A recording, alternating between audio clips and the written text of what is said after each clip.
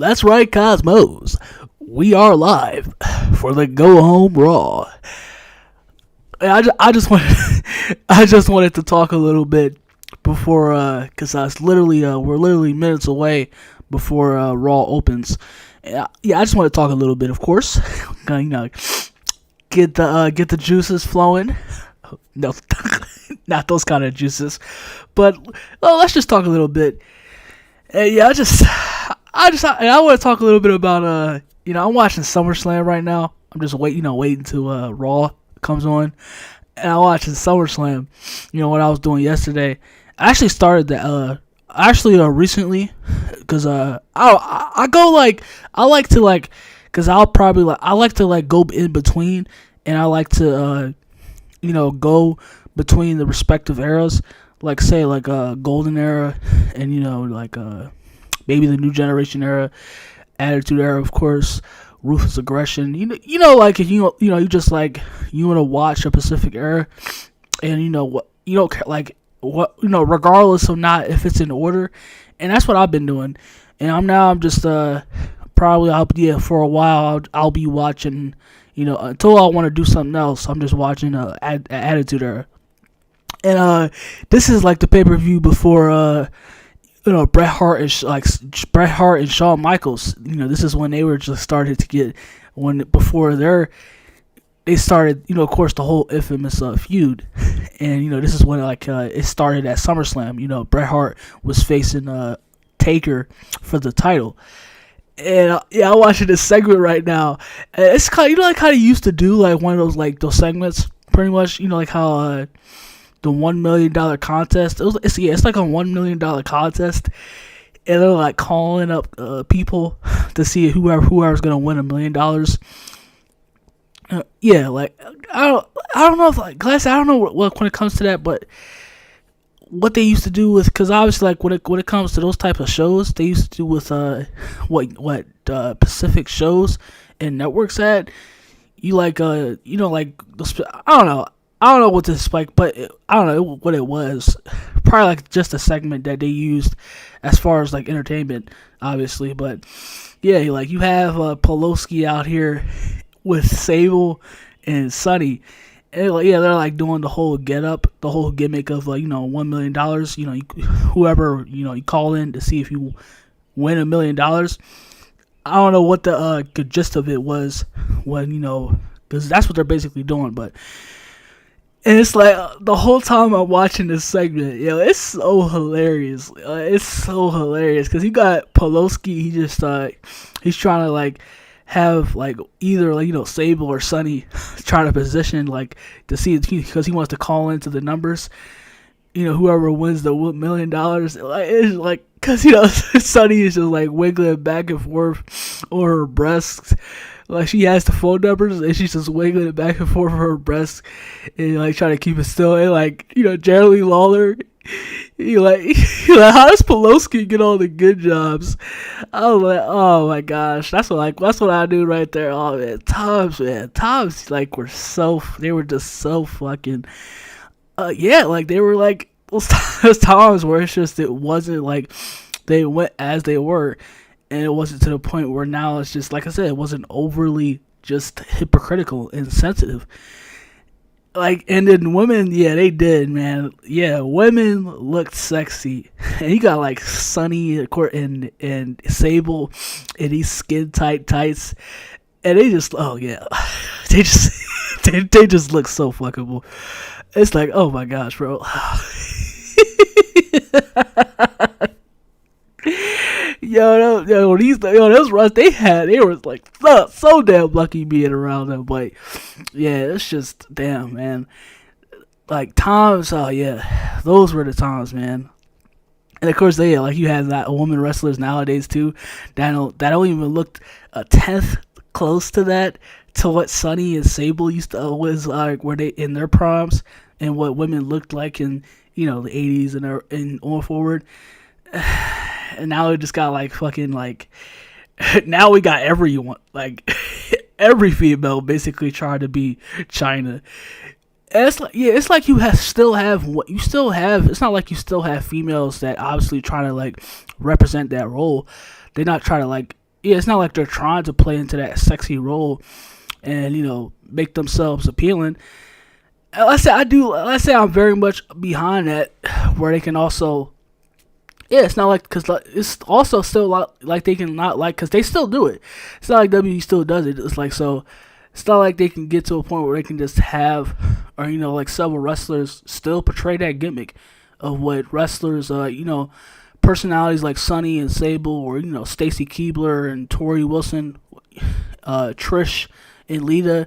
Also, like, yeah, they could still do what they did, and they can wrestle too, if that's the point. So, yeah, like I said, I'm not like too crazy about the whole, what they have to be shown, like we have to have naked bodies on screen. I'm just like, as long as it adds to the entertainment, like I said, like a personality like Sable or Sunny used to do. I mean, yeah, as long as it makes for good entertainment, that's all I'm for. So, but yeah, I'm just having a fun time, and yeah, let's just get it, because Raw is about to come on. So let's get into Raw. Miz TV kicks off the show with hosting, Becky Lynch and Lita, tag team champions with Trish, and then Damage Control comes out and becomes a part of that segment. I have the same question that Miz asked Becky, in a sort of way, like, why? Yeah, why now? It's sort of a question to Triple H, actually. Yeah, why now? Why now, Hunter? Why do we have to have, especially Lita and Becky, as the women's tag team champions? Why, for whatever reason, why bring these two back? For, of course, not only ratings, but, I mean, yeah, what about Iowa and Dakota? And as far as the other women go, I mean, why not build them up? Why do we gotta have a rehash, tedious story that, people are just gonna, instead, they'd rather take a huge dunk smash than participate in this shit. Like, come on now. Ain't gonna have, of course, people like, oh, I mean, it's Vince's fault. Vince is doing all this. You gotta understand. No, I do understand, and it's just that you are being delusional. My point, as far as to that, no, like, I mean, Triple H is in charge, right? He supposedly has been in charge for over almost a year now. So why did he okay this? Why is he going forward with this? He's supposed to be the head of creative, not Vince McMahon. But of course, you'll have people tap dance and lollygag around that. And as far as still blaming all this on Vince McMahon, of course, it's partially his fault to begin with. I mean, he is the man of the company. He owns the whole shit, and we already know that Vince was gonna, some sort of way, be in the background as far as, like, pulling strings all along. So, but it's still my point. As I want to say, like, Triple H is still head of creative. So why are we going forward with this shit? Why are we getting, Damage Control as bad, as laughably bad that there already have been as a team? Why are we getting Becky Lynch and Lita also as champions? Like, why is this happening? Why is this segment going right before our very eyes? Why do we have to suffer through this shit? Oh, because they don't have anything else to come up with. And that's another thing, because I don't think I have spoken too much on that. And you got, like, Becky Lynch just slurring. Like, are you okay, girl? Like, did you drink before this segment? Or as far as like, take a breath, huh? Like, she's all slurring and yelling all through the mic. Like, that's all I heard. Like, she's just yelling at Bailey. Like, relax. Like, damn. But just like, goodness gracious. Like I said, why do we have to sit through this shit? Like, why? Like, why succumb us to this torture? Come on now. Alright, I don't want to focus entirely on this segment, because it's basically just setting up a useless match that, why do we have to see? other than just wasting time, just to, of course, accommodate for runtime. But yeah, of course, and you just have Mustafa, TikTok star Justin Bieber wannabe, coming in to this, like, just like putting his jobber nose in literally everywhere. But like when it comes down to this, like when it comes down to them doing Seth versus Logan Paul, like it's not entirely because. Well, this feels like universe mode, cause like you have characters that just say like, cause like Seth Rollins is pretty much what he just got being done with, practically a heel, that cool, goofy heel, like, and Logan now, like I said, Logan is heel, but it's like he's like not necessarily taking the situation because he's supposed to be the babyface in this, in this whole feud, but you had the other way out the ear, almost like. So it's pretty much what I said before. Like, why even have, of course, other than just a promotional match, of course, just to sell tickets and as such. It's like you can even do much more. Hey, at least they because at least they did something with Roman and Logan Paul when they had their first match together. So it's not like, why even, like, because like I said, like, because you have the whole temper tantrum, like the whole divish, when Seth was going around and like talking more shit on CM Punk, and then he said a little bit of stuff about Logan on Instagram Live. He went on Instagram Live and he said a little bit, because of course, because everybody that after Logan Paul, and everybody wants to pretend to hate Logan Paul because of the he's a scam and so as such. But it's like, why not play off that? Why not touch into, like, he can really, and it's almost like a situation like this situation, like he was like annoyed at Mustafa Ali, and it was like like he was getting mad too. So it's like, why not have this, like him have like a coolish heel. He can still play that goofy cool heelish vibe, but it's like almost just sort of like, kind of like an anti-hero in sort of a way where he's just has a sort, and you can you can make it much more dramatic too. Like he can be, like I said, play off even more babyface. At times he's goofy, at times he's like really like stonewalled and like really just almost to the point where he's just like very very quiet. Because of the fact that Logan Paul, he hates Logan Paul, and Logan's just here because of the fact that he just want to make money. He doesn't care about what wrestlers like him, that homegrown, that's built in, and they don't do stuff like that. Like why not have him really just in that way, sort of a sense, and you can have like a multiple personality, like have him develop a character, and like more, even like add to that. But no, it's like you gotta cause also just like I said, like play off that stupid ass just heelish, like it's just like I said, cause it's not taking the situation. You have this character where he's just not taking the situation very seriously.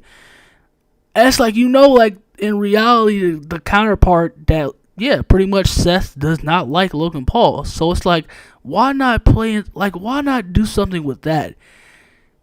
Instead of this goofy, like, cool wannabe heel. Like, why are we still doing this? Like, it's just extremely ridiculous. Like, it's really, really ridiculous. And this is just what pisses me off. And, like, because it's just, like, they can do way much more. And it's just like, oh my gosh, man. Brock Lesnar and Omos. And I don't think I, at least a bit, got the chance to really dig beyond this, the story between Omos and Brock Lesnar.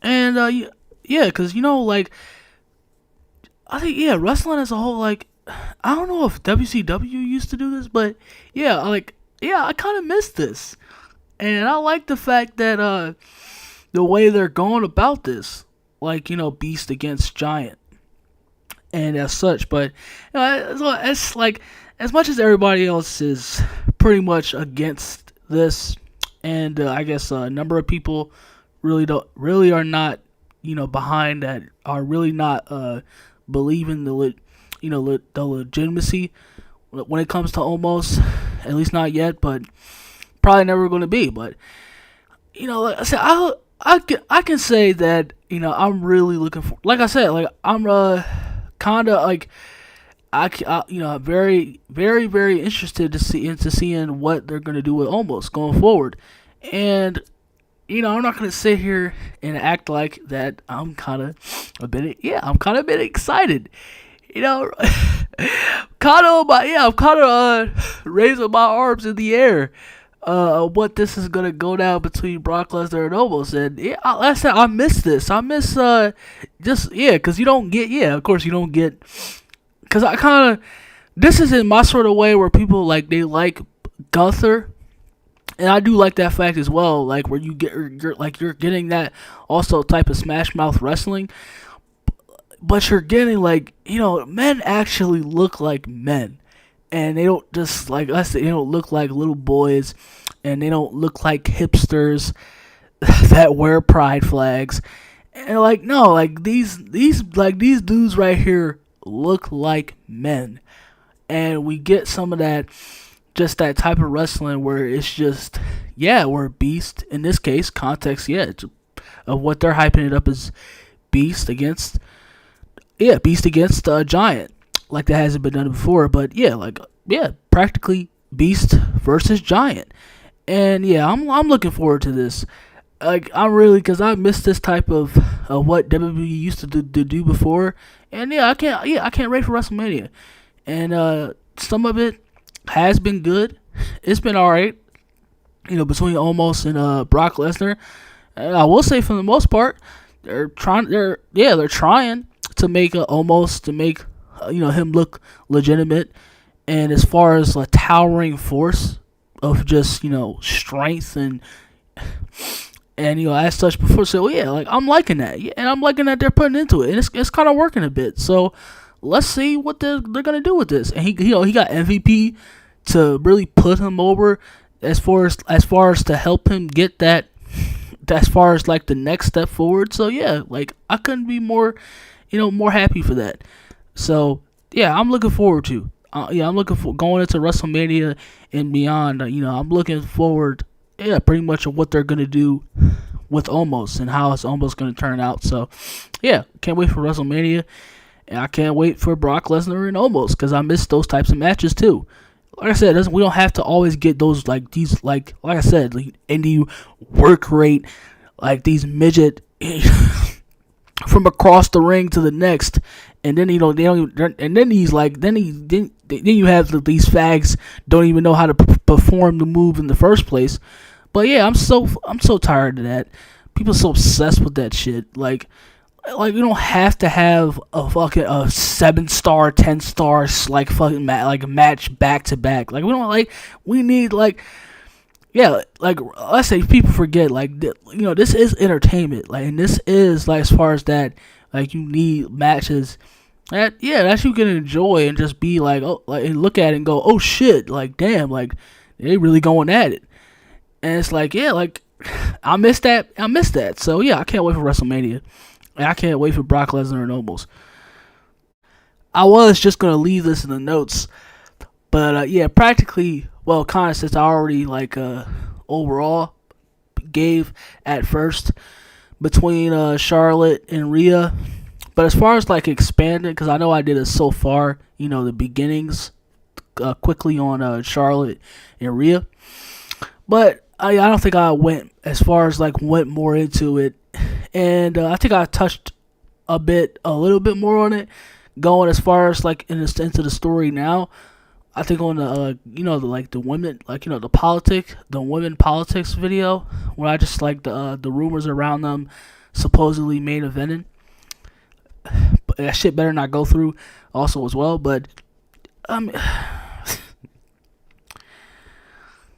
man, it's just that's what else more I can really say about Rhea and Charlotte, but other than it's just it's practically been a waste of time. They haven't done anything. They haven't even done anything when it comes down as far as even doing that. like when it comes like to them going like supposedly trying to go back to the story they had 3 years ago. Even they fucked up on that. Even that's been worthless, and that's been like all smoke in the air as far as expanding that story, because it's just been shit going forward. Like these are one like on the card. This has like by no doubt at all. This is the worst match on the damn card. Like wherever you want to talk about the story, the build, like all of it, it's just straight up water dog shit. Like this is trash. They've done nothing as far as like putting it as far as like trying to improve more. That going like because like I said, they could have really done. Obviously, they're still like there's a little bit of story built into that, given the fact that it's been 3 years already. So why not try to expand beyond that? And it being that Rhea is practically in a place of where her character is very different from the character she had 3 years ago. So why not do that? But it's like it's just more pretty much like how just everything concerning around Charlotte to begin with. But it's just one of those. I mean, one of those half-ass told stories in between these characters that they want to put forth, and it's like, because people are going to watch the match to begin with, so it's just more so the fact that you wish you could have, they should have just made it Charlotte. I mean, it should have just, it just makes you long for the fact that they should have made it Rhea and Bianca at WrestleMania. Like nobody wanted this shit to begin with. Nobody even wanted the title on Charlotte to begin with. Like nobody wanted this. Nobody wanted another Rhea and Charlotte match. That's what it is. Like just a waste of complete fucking time. Waste of time. So I also didn't get the chance to, because I think they're inducting. I'm watching. They're inducting. Stacy Keibler into the Hall of Fame. That's what I'm talking about. Yeah, I may have got something else to say on that. Hey, I might make a video on that, because talking about that, because how people got a problem with talents like Stacy Keibler being inducted into the Hall of Fame. But getting back to the topic, Austin Theory and John Cena, because I didn't get the chance to also really talk about, especially that promo, because everybody was really talking about the fact that Cena did it again, and he had one of those, because that's how he pretty much, like, almost to a certain degree where you like is he burying the guy, or it's like basically a promotional, he's trying to sort of like give that sort of edge as to really up their A game. I don't know, I feel like I didn't really look at it that way.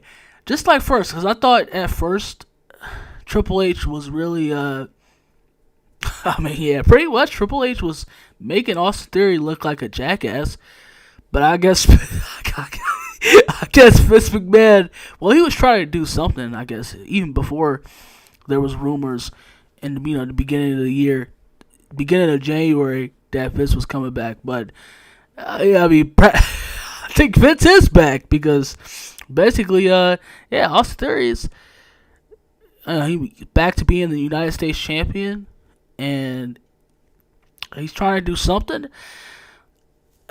So everybody thought really that he was pretty much after that John Cena promo that just another way of like Triple H also burying him and just going out of their way to just make him look like a complete and just make it as far as like making him just look like a misfire.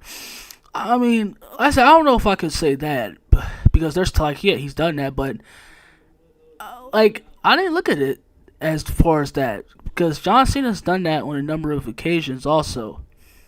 And I said, because if Triple H would have really buried Austin Theory, he would have just been in the back pretty much permanent, been back in catering. But like when it comes to those those kinds of segments that Cena has been doing, over the years, and he did it to Austin Theory.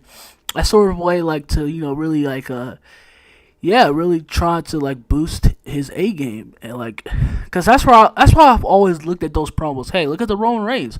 He became like incarnated his new character and became the tribal chief, head of the table. Acknowledge him. And that's why I feel like after this promo, Austin, like he was already on that stage, but now I feel like he's really gonna get to that upper tier level to where it's like we're gonna see that eventual, like the final transfer, or like as far as like at first of what Austin Theory is gonna look like in the future. And that's why I always looked at those types of Cena promos. I mean, like to a certain degree, yeah, he was kind of burying when it came to like even like Austin Theory included, he was kind of burying them. But it was like as far as like in a sort of way to like motivate them, as I want to see it, because that's like what when I looked at when it comes to those promos. But yeah, again, even though so, but this has just been like another thing of where they just don't give it enough time and enough. It hasn't had enough build. It hasn't been cooking that time like that long in the oven, as to get that golden brown. And I feel it's just like another match on this just already tearfully awful card. That it's just like it's like that you feel like it doesn't need to be on here because they haven't done with anything with this also as well. Last time, I mean, of course, Austin Theory is a great talent, and they had a couple of segments that were really entertaining, but as far as like building to WrestleMania, they haven't been doing that. Like everything else on here, it's just been lackluster. You don't really care already going into the WrestleMania, and like they haven't done anything. Like I said, overall, it's just like what are they doing? Like what's going back there? Who's writing these matches? Like who's like why? Like what are y'all doing back there? So yeah, that's why I feel like it's just, man, like just another miss. Like I said, more opportunities down the drain. But whatever they're doing in the back is the reason why. So I mean, well, like I said, I do like Austin Theory, and I guess I can't wait for the match between him and John Cena at WrestleMania. I mean, so yeah, still a nice promo, but I mean, as far as the story is concerned, going into WrestleMania, it's pretty much been. So let's talk a little bit about, of course, the segment that Dom and the promo that Dom just cut. Ray is having a match with Damian Priest, and it's actually because I'll say this about this, which this match right here actually makes sense, logical sense, as far as the story is when it comes to between Ray and Dom. So I always feel like, because I'm not obviously, but of course Triple H and his indie midget fag matches that he needs to have all out, but I've never been, because I think it's always been happening, but I feel like the Attitude Era, and it's like the respective eras, like they only like had matches as far as like on the live shows, as far as like to conclude, or as far as like to move along further, the story that they're having. And I feel like going to the future, that WWE in general, that when it comes to WWE and AEW, that you should only have a match when, as far as like the story calls for it. If the story calls for it, that's when you should have a match. We should not be having matches, as far as like to get a show off, but like not like 100% of the time, 90% of the time, we should not be having matches on the shows for the sake of just having matches on the show. It should not be going down like that. And it didn't work like that in the past, either. So, but yeah, like oh man, the Dom segment. Oh my gosh, man, it's just like, I don't know how more over, because if you didn't already, I also already got a little, basically a snippet, but yeah, you can still watch too. Dom, Dom is how you be a heel. Dominic Mysterio, I think that's how I called it, or yeah, Dominic Mysterio is how you be a heel. You can watch that also.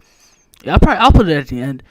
And I just talked about recently where Ray accepts Dom match. They made the match official at WrestleMania.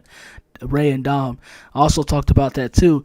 And I don't know how more I can just put this over, man. Like this, it's been good, man. It's like this has been simply, it's been simply incredible. And this is how the Ray and Dom story is how this is how you do a story. Like as far as that, I felt especially nowadays. Also, this is how it is like I feel like this is prime 101. Like this is how you do a feud, slash story, between and as far as like, because this really greatly also too improved this overall Dominic as a competitor, wrestler, character, his charisma, just everything. This improved everything around Dom, and he just looks like a star. And it's like, man, I'm so proud to say too, especially growing up in this generation.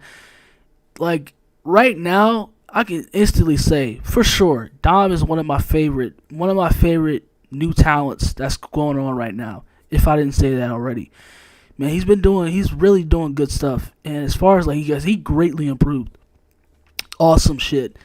So, I mean, I know by the next time this year, I know Meltzer isn't probably gonna put him in, most improved or rookie of the year. Fuck out of here, like could care less. The only crowd that cares about what Meltzer has to say is his fucking echo chamber of indie midget losers themselves. But say mini rant right there. But yeah, like all of this has been good stuff. It's been great stuff, and I've been loving every part of it. And I cannot wait to WrestleMania. This story has been fucking impeccable, phenomenal. I love every single bit of it. It's probably one of the only matches, if not the only matches, that I'm looking forward to WrestleMania. It's been good. It's been really good. All right, then that wraps up the main event. Yeah, the main event just got wrapped up between Cody and Solo Sikoa. The Usos came out, but they got stopped by Sammy and KO. So, kind of surprising. I mean, like I said, that pretty much happens like now and then, where you have, you have Raws that are decent, and you might, enjoy going into pay-per-views that, the wrestling nowadays are just, they're whatever. You enjoy it, but there were, not to the extent that they need to be. But I mean, yeah, like, this was a decent Raw. This was one of those Raws where it's pretty good, and a respectable, pretty much a good go home show for WrestleMania of Raw. So it was pretty good. So, and the rest of the show, yeah, it was all right. So, but I guess I kind of had fun doing this, and I guess that's everything that needs to be talked about and gone in. But yeah, I hope y'all had fun and enjoyed Raw tonight. And like I said, if they really was gonna swerve and try to, like, as far as like Cody going as towards to Solo and having problems with that, but like you could have really like done something as far like a main event, of course, because that's all Triple H knows how to do. But like yeah, like you really could have dwelled something in between there, almost like as far as like Cody trying to question Solo's loyalty to the bloodline. And yeah, like they really could have done something there, but nah, it's just a way of this is all we have left going into WrestleMania. But So you already know the extension there. But yeah, I hope y'all enjoyed Raw. Like I said, it was all right. So whatever. So yeah, I'll see y'all. Yeah, I guess I'll see y'all when I see y'all again. That's it for tonight, and stay blessed. Enjoy the rest of y'all night.